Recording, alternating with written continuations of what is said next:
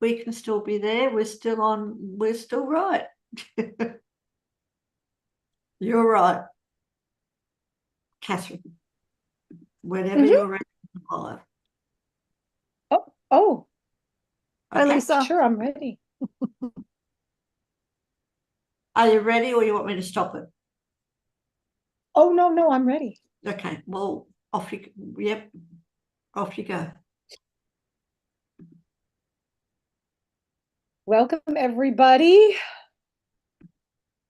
July Astrology Numerology.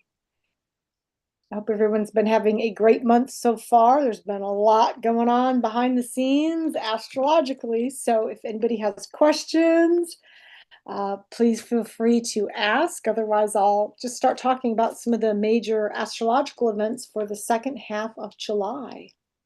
Yes, please. Just to start with. Yes. Until we get going.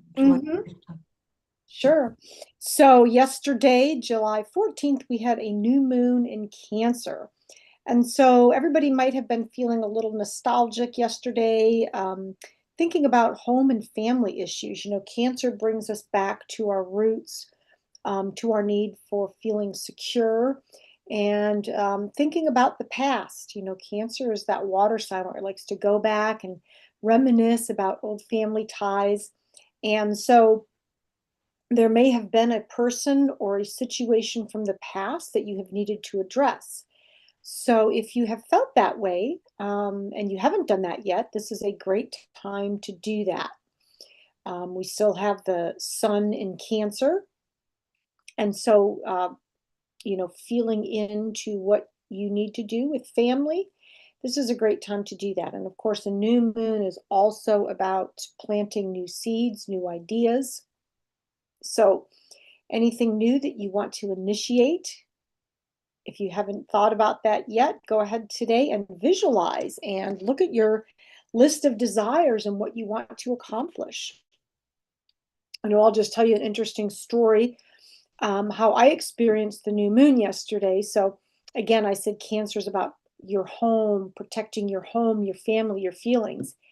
And so I had heard several weeks ago that they were planning to put in a data center near where I live. And of course, I didn't want that. And so I started reaching out, connecting with people. And yesterday, they actually had a big city council meeting where people could voice their opinion, whether they were for or against the data center coming in. And we had probably about 24 people in the community expressing their concerns. I expressed my concerns, and it was an amazing culmination because we planted that seed to put a moratorium on data centers for the time being, and it passed unanimously on the city council. So we planted those seeds that we need to research more, really see what these data centers are about before we open up to that. So again, it was the energy of wanting to protect our home, where we live, our community, our nature. So I felt really in alignment with that new moon. And so in a week, on July 21st, we're going to have a moon in 4 degrees Scorpio, which is going to create what we call a bucket handle for the moon, Pluto, Jupiter energies square. The moon will be squaring Pluto and Jupiter. And so this is going to be a trigger for energy to be expressed. And so if you feel things welling up inside you and so forth, that's normal. And then come the 21st, I feel there's really going to be some kind of big emotional expression, things that may have been percolating beneath the surface starting this week will have an opportunity to really express themselves on the 21st with that moon in Scorpio. And we know that a Scorpio moon sometimes can lash out. And so we want to be aware over this next week of not bottling things up, you know, gently releasing them, expressing, so that by the time the 21st comes around, we're not like a, you know, pot ready to boil over and lash out at people, because there's a tendency with that with the moon in Scorpio. Then July 22nd, we have the sun entering Leo, so then we will be in the month of Leo. So we'll be getting ready to celebrate all those wonderful Leo birthdays. And also, we will have that sun in Leo squaring Chiron and Taurus. And Chiron and Taurus is all about healing the body and healing issues about self-worth. So when we have that moon in Leo or the sun in Leo squaring that Chiron, we're all going to have to really look at our wounds. And we could also have wounds around money. And if we've been burned financially, if we've made some bad decisions, if we have had people double cross us over financial issues, these wounds will be coming up around the 22nd. And it's an opportunity for us to look at them again and hopefully do some healing with that. With the sun in Leo, it's about bringing out our gifts and being proud of ourselves. But because it squares that Chiron and Taurus, it's really going to bring up those feelings of not worthy. Oh, I'm not worthy to bring out my gifts.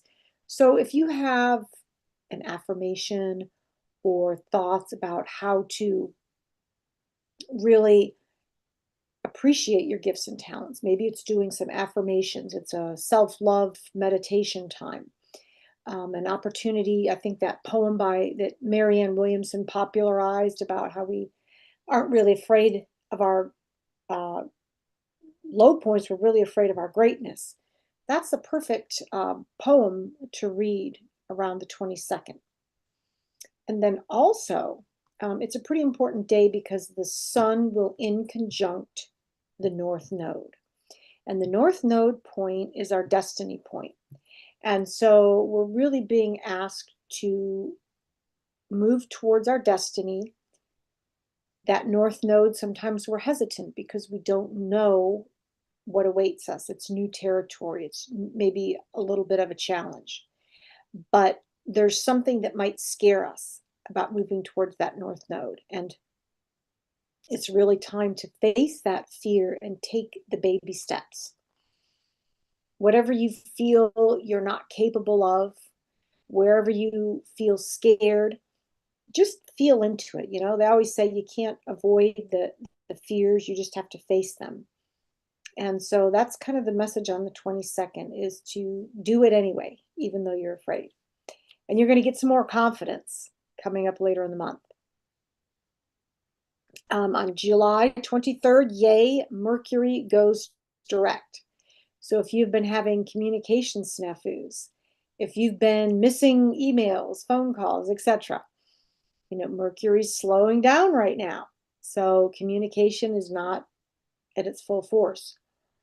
You may feel kind of stuck. I've felt maybe since it started going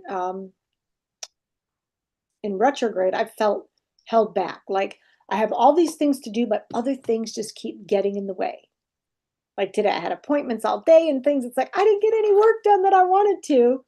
And that sometimes is how we can feel with a Mercury retrograde. Like what we want to get done doesn't happen. We have things that are getting in the way, right, of communication and moving forward. So you can breathe a sigh of relief. It's coming to an end on the 23rd. So whatever was in gridlock for you or is in gridlock now, you just kind of got to go with it and really look at how you focus your mind. Because during a Mercury retrograde, sometimes we feel unfocused, right? The Mercury is in Cancer. And so we may find that we're going off about the past and reminiscing and thinking about family issues that we have not yet resolved. And so we can just kind of appreciate this time. It's a time about wanting to feel secure. And so I don't know where everybody else lives, but I know data centers in the United States are rolling out fast throughout the country, and a lot of people are very upset about it. They're feeling frightened for their home, their community, their water supply. And that's very much a Cancer thing. Cancer wants to protect its home. It wants to feel secure. And these data centers are really challenging that for people. So You may want to get involved in stopping, those data centers near you if that's how you're feeling. And then July 26th, then Saturn's going to go retrograde. Now, this isn't such a big deal as a Mercury retrograde because Saturn goes retrograde for about 4 to 5 months every year. So it will be retrograde until December 10th. And it's in Aries. So this is an opportunity for us to reflect on all our responsibilities, mainly our responsibility for standing up for ourselves, for voicing our opinion. Aries says, be bold, be strong, voice your opinion. And do you do that? Do you avoid self-awareness? Do you avoid self-development? We're looking at all those things with this Saturn retrograde in Aries. And so it might be a great couple months for people to go inward and do some self-development work. I know Sacred You offers a lot of courses on reflection, self-development. And so this really might be the time where you feel drawn to do one of those courses. A lot of people will probably be feeling like their path during this retrograde is all about self-awareness. That's the meaning here. Okay. And then we're going to be ending the month July 26th through July 31st with the Sun in Leo conjuncting Jupiter in Leo. And I love this. It's like we're going to go out with a bang for the month of July. Confidence will be high. So remember I said a few minutes ago that we may feel like we're not capable of moving towards that North Node destiny. We may feel uncertain. But if we wait until the 26th of July, this confidence that we may be lacking is going to go away. And we're going to feel like we can answer the challenge. If you know the hero's journey, at some point or at several points in our life, we are given an invitation to embark on a journey. It is some path that will help us mature. It's a path that will lead us to greater self-awareness. And we call that the hero's journey. And it's presented to us at various times in our life. And so in this July period, July 22nd, when we have that, July 22nd, when that Sun in conjunction the North Node, this is the invitation to embark on some kind of journey. And are you going to accept the invitation? That is my question to everybody. Something will be presented to you, a new path. It may seem a little bit scary. It may be foreign. And if you're not sure what I'm talking about in terms of the hero's journey, a great movie that describes that is The Ring. When the hobbits are really comfortable living in their shire, everything's going great, and they're asked to go out on this journey to find the ring. And the hobbits do accept the hero's journey. And so that is what we're being faced with this month, which is really big. So we can dream big with the Sun conjunct Jupiter. We're going to feel like, yes, I can answer the challenge. And if you are a creative type, if you like to write, if you like to paint, anything along those creative lines, music, the Sun conjuncting Jupiter will really highlight creative endeavors. It will be a very fun social time, so you may really feel like a little bit of adventure that last week of July, feeling a little bit playful. Leo asks us to bring out our inner child. It invites us to act like a child playing when we were 7 years old, when we didn't have inhibitions, when we didn't have worries. And when that Sun hits that Jupiter, we're all going to feel like, yeah, let's be a kid again. You may be drawn to be around children, or metaphorically bringing out your inner child. Now, I will say the only thing kind of putting a damper on that sense of, I want to have fun, is that the Sun will be opposing Pluto. And that means that, Pluto is causing a lot of transformation out in the world, right? Pluto is the planet of transformation. It's the planet of death, destruction, rebirth. And it's always wanting to cause change and evolution. And so when the sun opposes that Pluto, all the crazy stuff going on out in the world is kind of brought into our little world. And so the outer transformation and the stuff going on in the world kind of hits home on an individual level. Sometimes when things are happening in other countries and you just see it on the news, it's like you're aware that things are happening, but because it's not in your backyard, yeah, it's okay. It's not in my backyard. But I believe that this last week in July, we're going to feel how world events could be impacting us personally in our little neck of the woods, wherever you may be. So just be aware of that. And hopefully it won't put too much of a damper on your fun.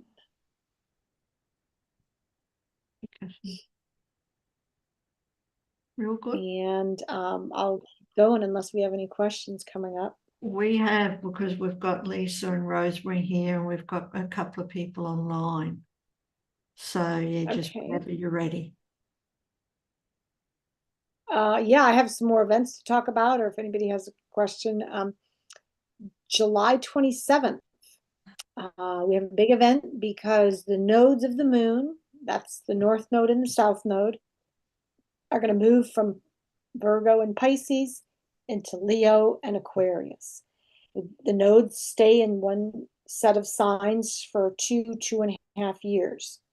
So this means a whole shift in the karmic destiny of the world and of individuals. So the North Node moving into Aquarius is calling upon everybody to find their tribe, to find a community, to perhaps move into a business that is Aquarian based. So Aquarian based businesses are very decentralized.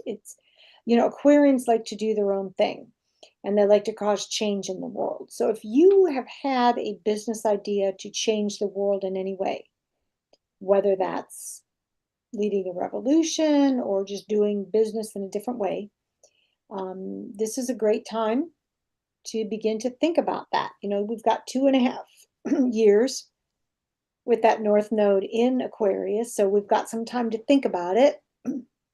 If you haven't found your tribe, now's the time.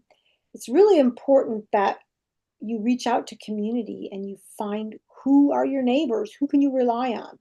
As systems in the outer world begin to crumble, Aquarius loves to destabilize things, and then that helps people really hone in to who they can count on.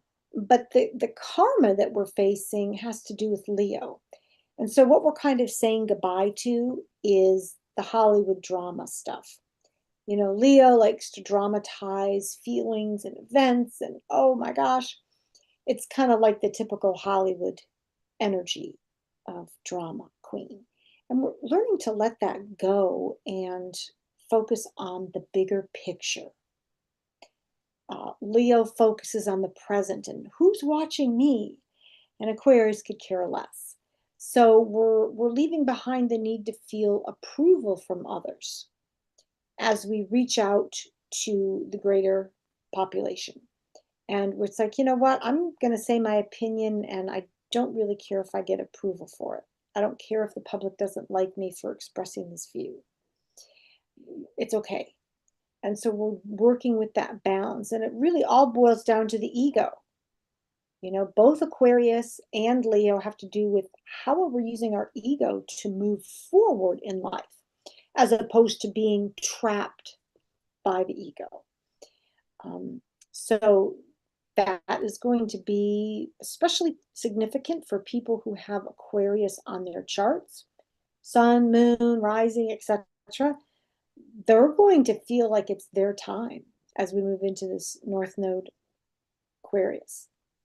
And Leos, who have a sun in Leo, moon in Leo, they're going to really feel like they need to up their game. They need to really shine their talents, but release the need for applause and approval. So it's an interesting balance that we've got going. And of course, in America, we've got elections coming up in November for different political seats. And, a lot of politicians are Aquarians or Leos. So it's going to be very interesting to see how they deal with the ego issue. Does anybody have any questions so far? Well, like I said, I think we've got Rosemary and Lisa here. So who would like to go, Rosemary, or who would like to go first? You need your. Yep. I have a question. So I listen to all kinds of astrologers every once in a while, and everybody talks about sextile, trining. I haven't a clue what they're talking about.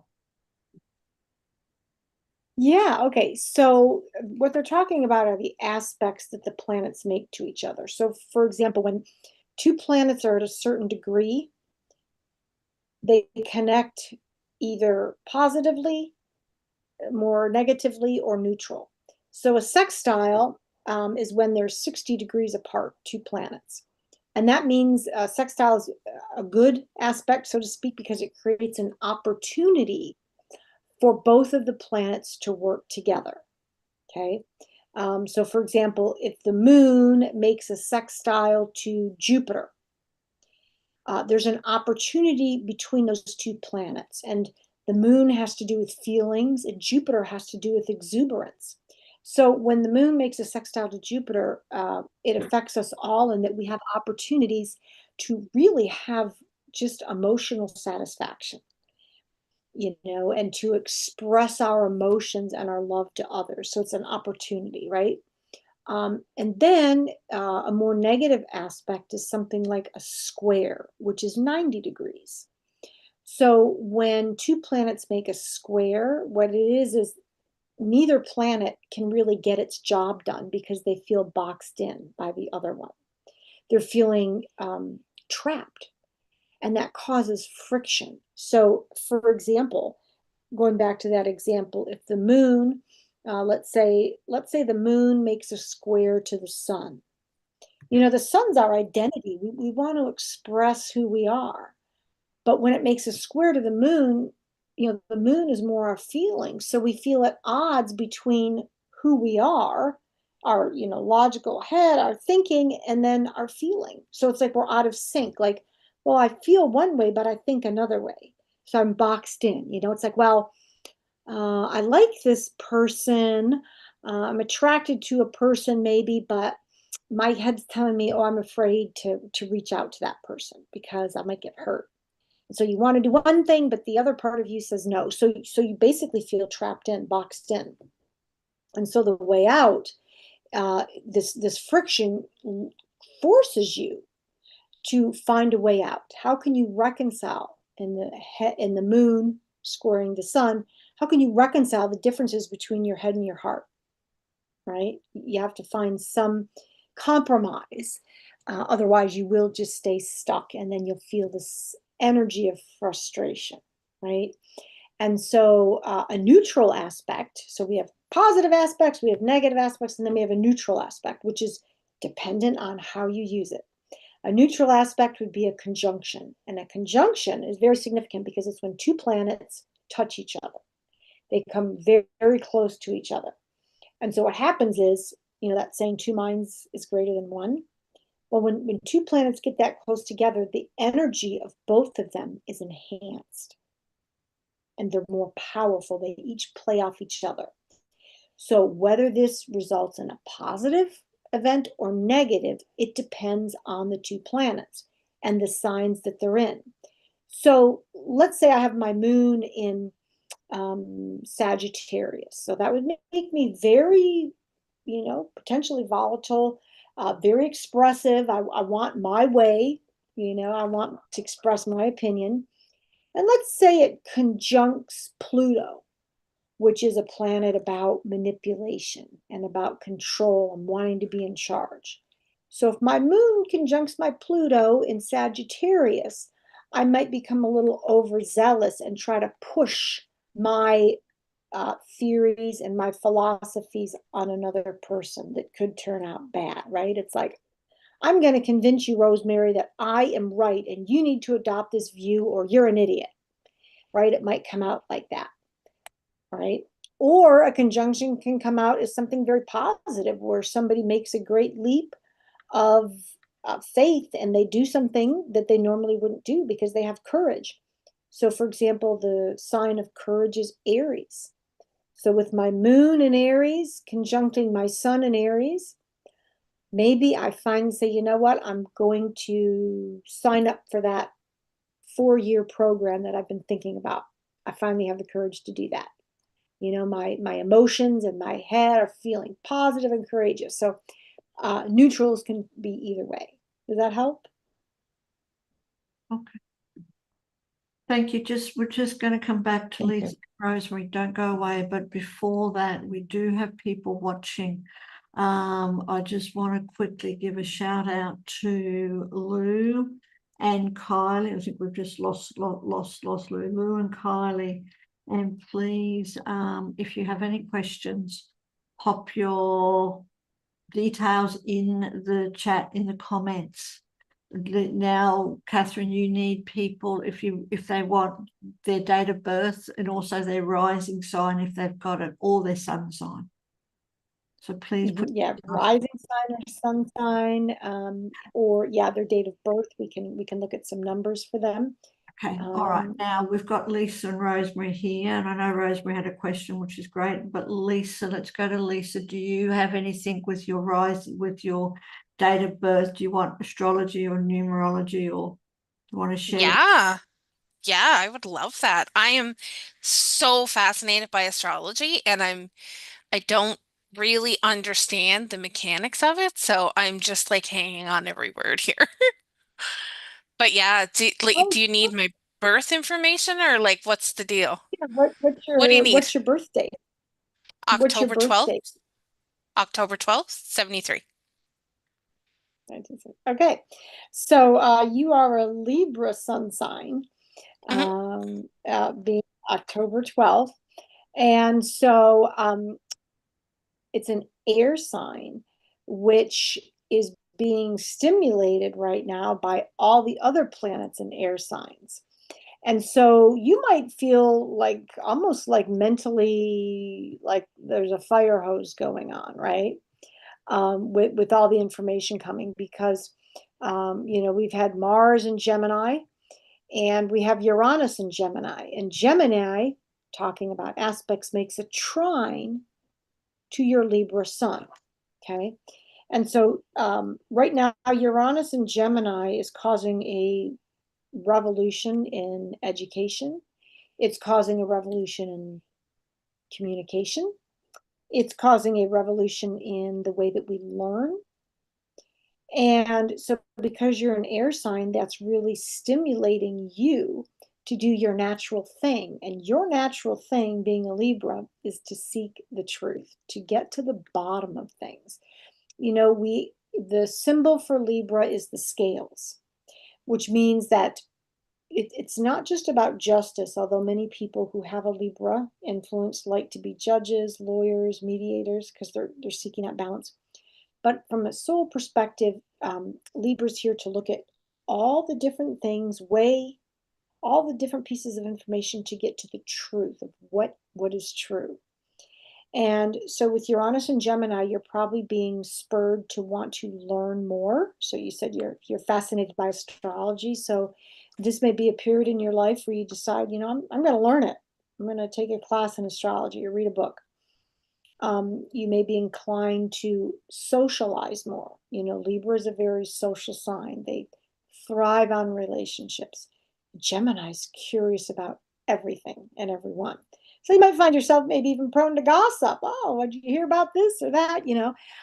But also you may be more inclined to reach out to new people, new social activities, new groups and organizations that pique your curiosity with this Uranus and Gemini.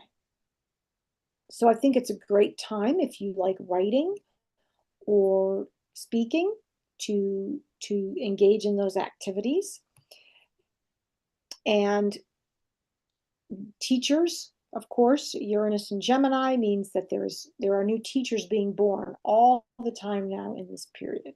Teachers coming out of the woodwork and letting people know what they have, what they can teach, etc. So if you yourself feel you have gifts to share and that you may want to teach something, or you may be seeking out that teacher that you feel can guide you on your next journey.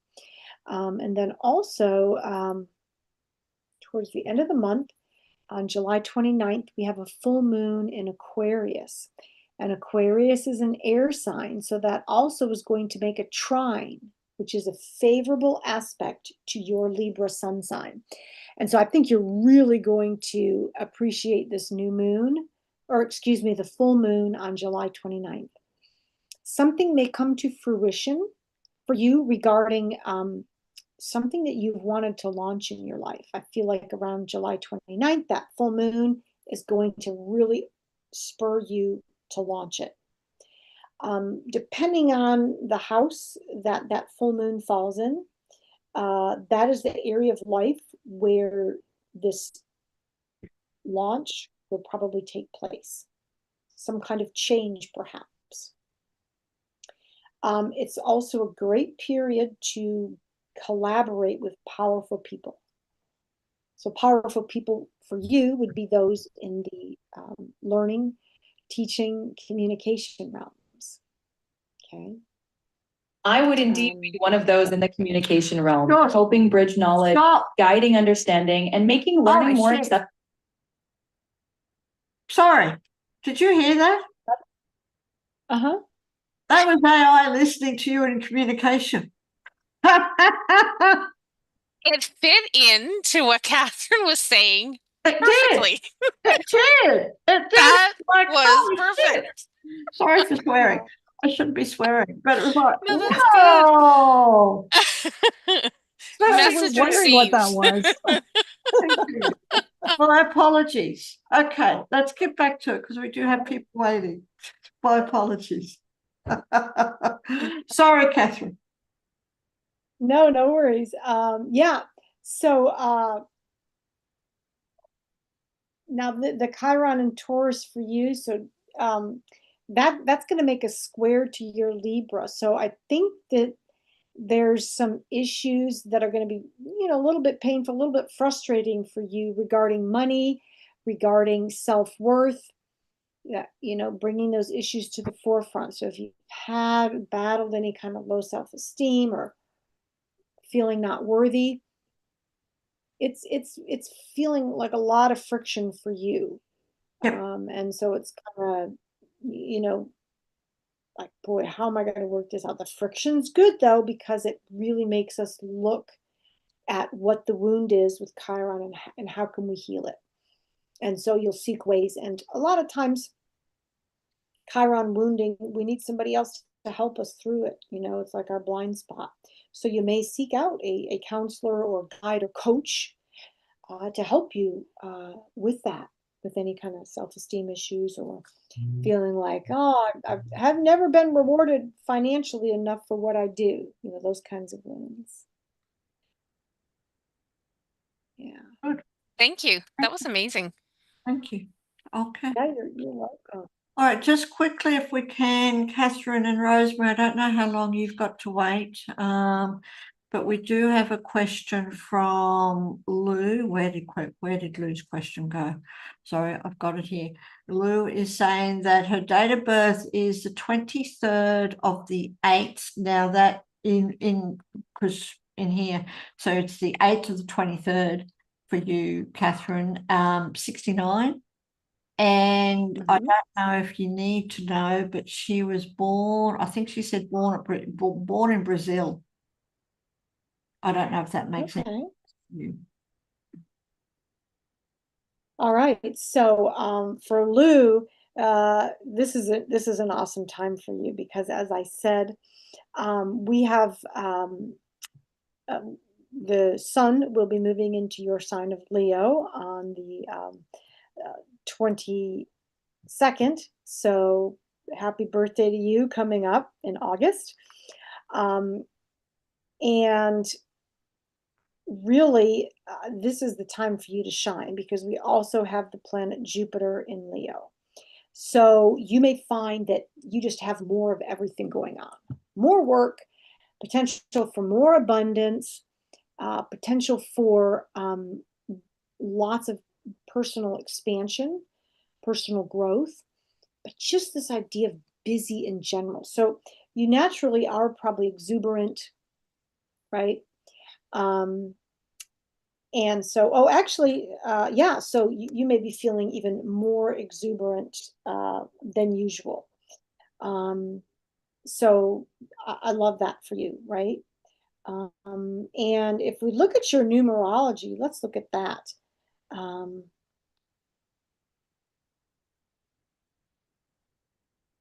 Okay, so numerologically, you are in a year 5. So that goes from January to January, right? A year 5.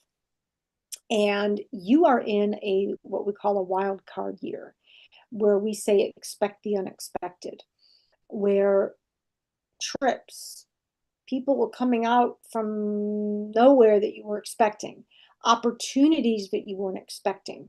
All these types of things are very strong for you in a year 5. So this is a time to be flexible. It's a time to go with the flow and be open to new cultures, be open to travel, be open to experience as opposed to learning through a book. And in year 5, you're really meant to learn from people, from travel, from deeply immersing yourself in life. So it's almost like you're on a cliff looking down at the water and wondering, should I jump in or not? Right? And it is time to jump in the water, to really experience life and gain lessons and wisdom from doing that.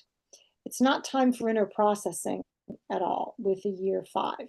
So I'm really excited for you with the year 5 for potential cool experiences, and kind of allow yourself to go out of your comfort zone, right? You won't get the benefits in a year 5 if you don't.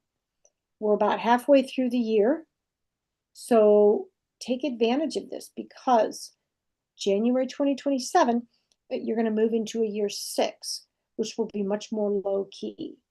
You'll want to withdraw back into family and into your community and wanting to do service work. So now is the time to have fun. Really allow yourself just to play like a kid and enjoy. That's kind of the energy that we've got going on anyway with Jupiter and Leo, is, you know, kind of play like a kid. Now you're very close to Virgo as well, and Venus entered Virgo 2 days ago. Or wait, no, on the 9th, yeah, Venus entered Virgo on July 9th. And that brought us the opportunity to be more discerning about everything, the choices we make in life, the people we hang around with, the people we date, the jobs that we have. We're really scrutinizing and thinking, is this productive for me, or is it not useful to me? And if it's not useful, let it go, right? Don't worry about hurting somebody's feelings. This is really about deciphering what is best for you, right? With that Virgo in Venus and Virgo energy. So really think about the people in your life and who is right for you. And that will help you, because sometimes in a year 5, we get these crazy invitations that seem illogical. And with that Venus and Virgo, it's really going to help you discriminate and decide, is this really a good opportunity for me, or is it just too crazy off the wall, right? So it kind of reels you in a little bit. Thank you. Thank you. And Rue, if you have any other questions, please pop them in the chat. Thank you while we're still here, or come back next week too, and we can go back over. And I also want to, oh yeah, sorry, I also want to mention to Lou that your life path number is a 2, which is all about family and relationships. So you are very much a relationship oriented person. And you like to be the support. You like to be the wind beneath the wings for other people. And you want to be careful that you don't become a doormat, right? Where it's just, oh, everybody else's needs before mine. You know, that's a tendency with the number 2 life path. You are very gifted at things like mediation, listening to others, counseling, relationships, right? But at the same time, you don't want to lose your backbone. You still want to be able to set boundaries and not lose yourself in relationships. That's the key. But you make a wonderful support person. Thank you, Kathryn. And Lou's just saying, fantastic. It's perfect. Lots of changes this year and letting go of what's not good for me. So thank you. And Lou, let us know if you want to reach out and connect, okay? Or if you want to connect, yes, let me know. Thank you. Now, and Rosemary, do you want to have a reading? I know you had questions, but do you actually want to have an astrology reading or a numerology reading? Because now's your chance. Sure. So I know a little bit about the numbers that I have. So whichever you're inclined to, Kathryn. I'm a Taurus. My sun is in Taurus. My moon is in Pisces. My life path is 4. I have a 9 somewhere, and I can't remember what it is now. I was born in England. What's your birth date? Exact birth May date? 1st. May 1st, 1951. Okay.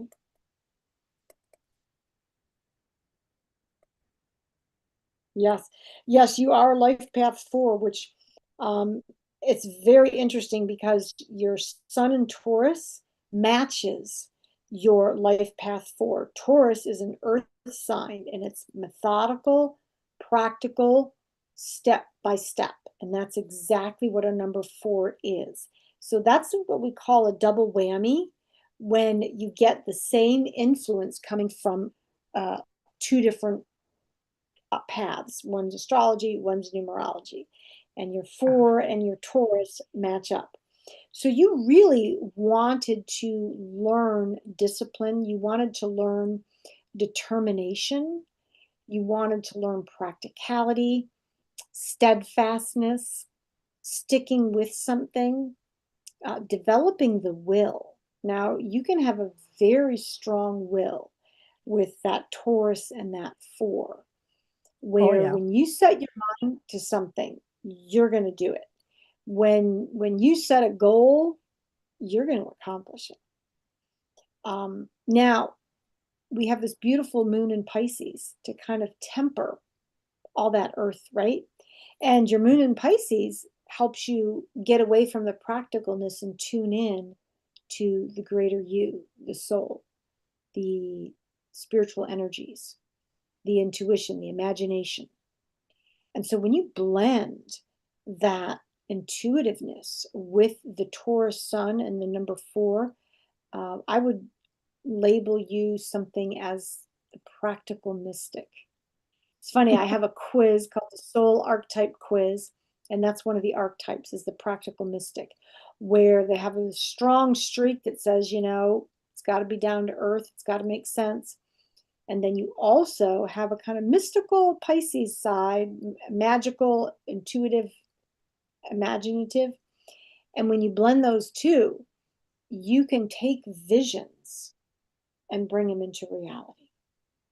You know, your Pisces moon can be way out there, imagining things, getting downloads from the universe. And then it's like, well, what am I going to do with this? Oh, I'm actually going to follow this intuitive insight, and I'm going to do something with it. That's the beauty of that water and earth together. And and the number 4. So I don't think you'd ever get too rigid, because when you do, then you flip to your Pisces moon. And Pisces makes a sextile to Taurus. So when we were talking earlier about what do these aspects mean? So the fact that your sun makes a sextile to the moon means that there's an opportunity for you to blend the head and the heart. And that can create in opportunities for yourself when you blend the practical and the imaginative. It's like your head and your heart can work together to create something, to create opportunities, win-win opportunities for you as well as others. So that's really neat. Now, Chiron, the wounded healer, has entered your sign of Taurus. And so this is your opportunity for the next several years to really work on self-esteem. Now, earth signs typically sometimes will struggle a little bit with self-esteem. They may feel that their self-worth is tied to how much money they make or the size of their home, right? Taurans like to have nice things. They want a beautifully decorated home. And if they have those, they feel worthy. But if for some reason they don't have a lot of wealth or a big house to show off, they kind of feel like, oh, I'm not making it in life, right? So with Chiron and Taurus, you're facing any issues of self-worth, money issues, valuables, dealing with valuables and holding on to them. All those are topics that are going to be big for you. And also, Taurus represents the physical body. And so there may be some issues of body shame or not feeling physically beautiful, right, with your body. And so it's feeling comfortable with your body. It's getting in touch with, nature and just feeling natural and that your body's okay. So a great thing to do is grounding. You probably know about grounding, but it literally means going barefoot, walking on the earth. Is a great way to reconnect, with our body and to feel sensual, to feel beautiful just in our body. And so that your sun in Taurus is going to square that south node in Leo. So again, karma related to you downplaying your gifts and talents. How have you sold yourself short? How have you hid behind a bushel basket, hid your light under the bushel basket? Those kinds of things you'll be facing as we move into the end of July and the karma changes and the south node moves into Leo. So I think you'll even have people from the past that maybe put you down, or a teacher that once said to you, oh, Rosemary, you can't draw. Those kinds of things. It's like, wow, why is this person surfacing? Why is this issue surfacing? And it's to be able to heal them. So know that that's coming up for you and will affect your chart as well. But, right now we're in a period where we have so many planets in air signs and fire signs, which are very different than earth signs, right? They move fast. So you may get this sense of like, oh, life's just moving too fast for me. Like, it's got to slow down. Taurus likes things slow, methodical. And Uranus and Gemini and Pluto and Aquarius, it's like, wow, things are moving so fast. I feel like, whoa, I was just sidelined with all this energy. And so for Taurus, it's okay. Take off the shoes, go ground, walk around outside and ground. Do your breath work. Get a massage. Because life isn't going to slow down, unfortunately, with all this air energy. So you got to deal with it. Especially the technology. Wow. I was talking a lot about this data center rollout, which for a lot of people is like, well, where did this come from? And why is it going so fast? And how do we stop it? A lot of earth signs feel like that. And it's normal, right? Because things are moving fast. Wow, that was amazing. You hit the head right on the nail a few times there. Quite a few times. Oh, Thank you. Okay, good. And it's interesting you said about the slowing down and moving fast. So I just did a sacred pause. So I'm talking about slowing down. So thank you. That was amazing. You're welcome.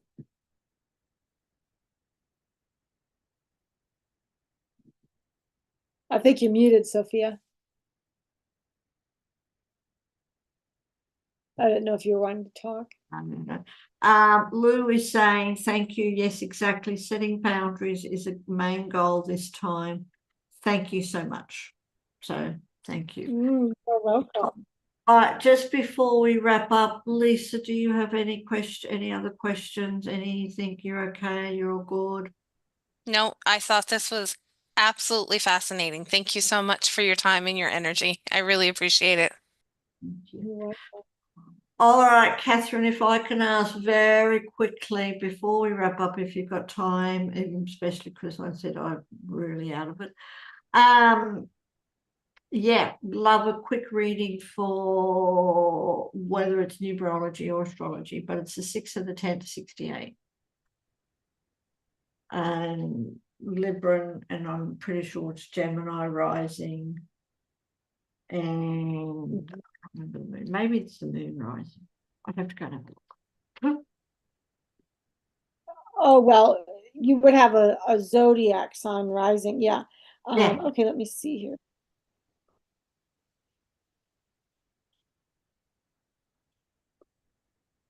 You know, Sophia, you have a 4 life path as well.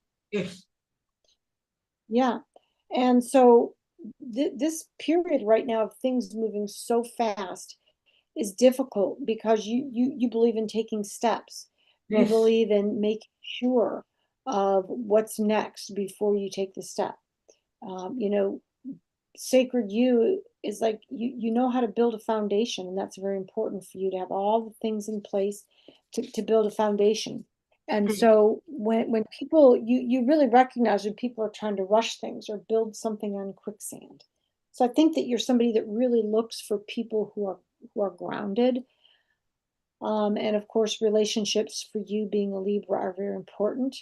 And with Uranus and Gemini, I think it's going to be a period, several period year. Uranus is going to be in Gemini for many years, where you open up to new people, new friendships, new groups and organizations that can benefit you, that can not only add a sense of friendship, but really it's this idea of networking is very, very powerful for you over for the next couple of years. So really pay attention to the people you meet. And again, I think you look for people who are very grounded, you know, that resonate with that 4 energy that you have. And you're like, oh yeah, this person can build something. You look for people that you can build something with, and that's important for you.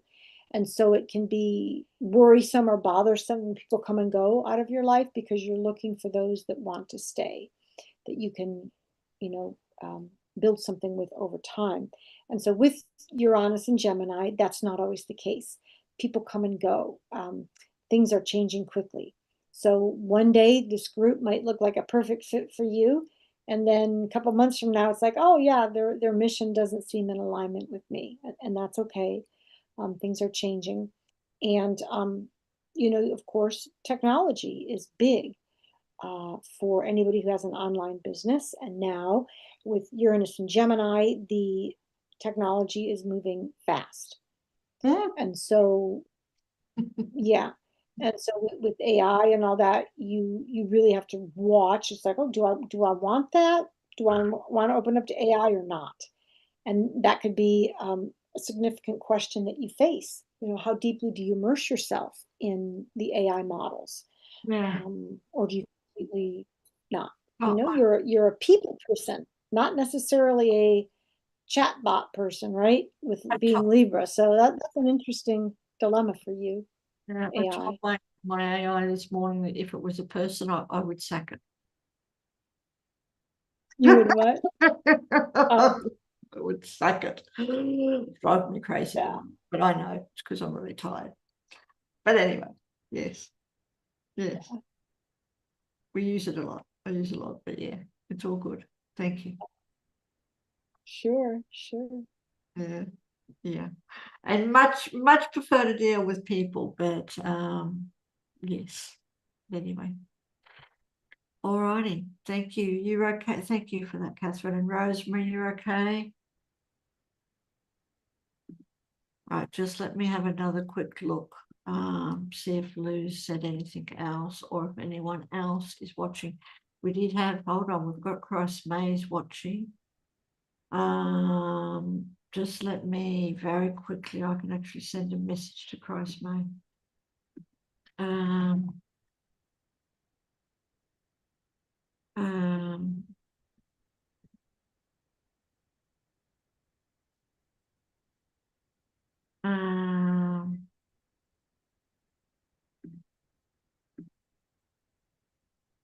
But even if it's next week too, no, not next week. So you're back in 2 weeks. You're back at the beginning of August, which I do believe is in 2 weeks' time.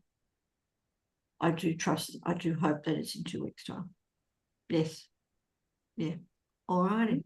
Yeah, after we can talk about that date exactly, because I have a trip coming up, but we can talk about that after the show. Right. Okay, not a problem. Well, thank you, Kathryn. Thank you ever so much. It is truly appreciated. I hope Rosemary and Lisa enjoyed it too, and you're also welcome to join us again next time. I love that, Rosemary. I didn't know you could do that. All these new things on Zoom, so thank you. And Lou, if you're still watching, come back and join us again in August, which isn't that far away already. Thank you. All right, you take care. Yes, thank you. That was beautiful. I really enjoyed it. I'm glad I stayed. Good. All right.